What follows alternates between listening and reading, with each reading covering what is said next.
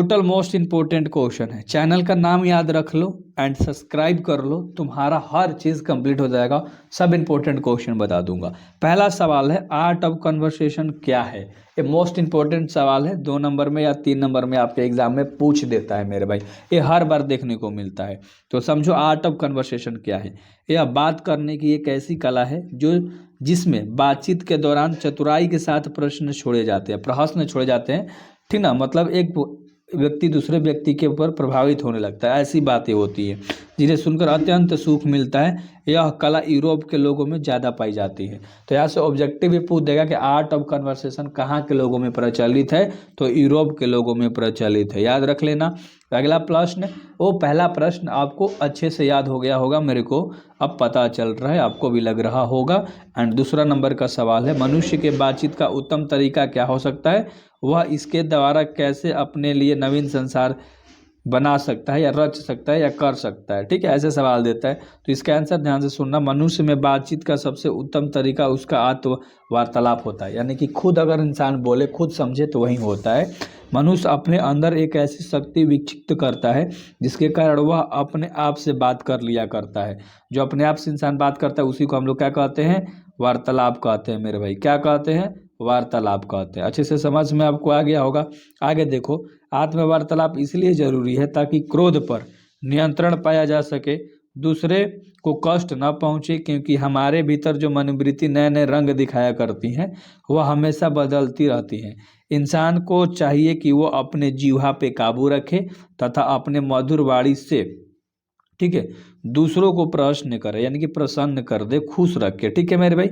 आगे थोड़ा सा और है, देखो, अपने जीवा पे कंट्रोल रखे और मधुर वाणी से एक दूसरे को प्रसन्न करे, ठीक है।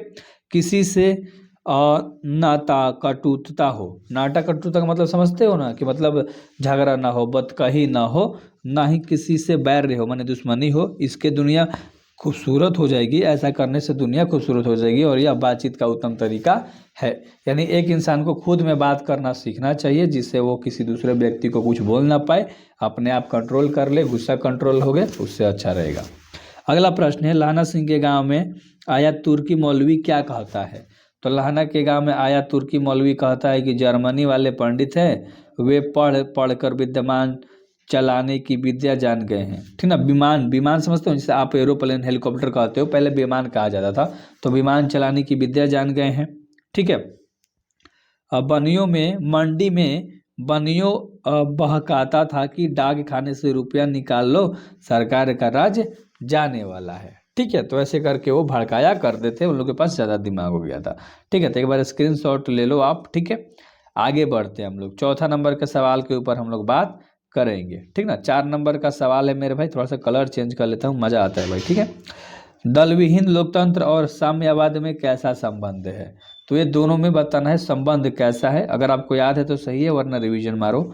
जेपी जी का कहना है कि दलविहीन लोकतंत्र को, है ना, मार्क्सवाद तथा लेनिनवाद के मूल उद्देश्यों में से मार्क्सवाद के अनुसार समाज जैसा साम्यवाद की ओर बढ़ता जाएगा, वैसे वैसे राज स्टेट के शौर्य होता जाएगा और अंत में एक अस्थलेश सोसाइटी कायम हो जाएगी। समझते हो, अस्थलेश सोसाइटी कायम हो जाएगी। वह समाज अवश्य ही लोकतांत्रिक होगी, बल्कि उसी समाज में लोकतंत्र का सच्चा स्वरूप प्रकट होगा। लोकतंत्र मतलब लोगों के हाथ में होगा सब चीज़, जो लोग बोलेंगे वहीं हेड को करना होगा। जैसे हम लोग अभी लोकतंत्र है, ठीक ना, हम लोगों के ऊपर जो भी हेड है उसके मालिक हम हैं, वो नहीं है, वो बस एक पद पे है। और लोकतंत्र निश्चित ही दलविहीन हो जाएगा, ठीक है। तो आप इसको देख लो, स्क्रीनशॉट में ले लो मेरे भाई। अगला सवाल है जो कि 5 नंबर का सवाल है, प्रवृत्ति मार्ग और निवृत्ति मार्ग क्या होता है। तो इन दोनों के बारे में आपको बताना है।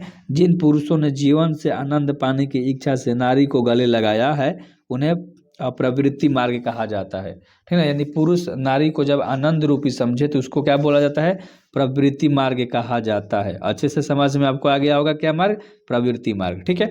निवृत्ति मार्ग वे हैं जिन्हें नारी को अपने जीवन से परे ढकेल दिया गया है, क्योंकि उन्हें नारी सुख कोई कामना नहीं है। यानी कि एक ऐसे पुरुष जो नारी की इच्छा ही न करते हैं, उसे निवृत्ति मार्ग कहा जाता है। इसके लिए उन्होंने संन्यास ग्रहण किया तथा व्यक्तिगत मुक्ति की खोज की। जीवन में सबसे बड़ा मतलब ध्येय माना, ठीक ना, उसी को मतलब पूरा इम्पोर्टेंस दे दिया, ठीक ना, मतलब कि साधु संत जो बन जाते हैं ये सब त्याग देते हैं, तो वही होता है प्रवृत्ति मार्ग और निवृत्ति मार्ग। ठीक है, अगला सवाल है जो कि 6 नंबर का सवाल है, गैंग्रीन क्या है। गैंग्रीन के बारे में आपको बताना है। गैंग्रीन एक ऐसा चोट या घाव होता है जिसका सामान्य इलाज संभव नहीं हो पाता है, उसे गैंग्रीन कहते हैं। आमतौर पर इसे गैंग्रीन कहते हैं, अर्थात घाव ठीक होने के बजाय अगर मतलब गलने लगता है, मतलब सड़ने गलने लगता है, बहने लगता है, और परिस्थिति में उस अंग को काट देना ही बेहतर माना जाता है, तो उसी को गैंग्रीन कहते हैं। कोई ऐसी चोट, कोई ऐसी घाव जिससे पूरा एकदम खराब होने लगे, उसे काट कर निकालना पड़ता है, वो हमारा गैंग्रीन कहलाता है।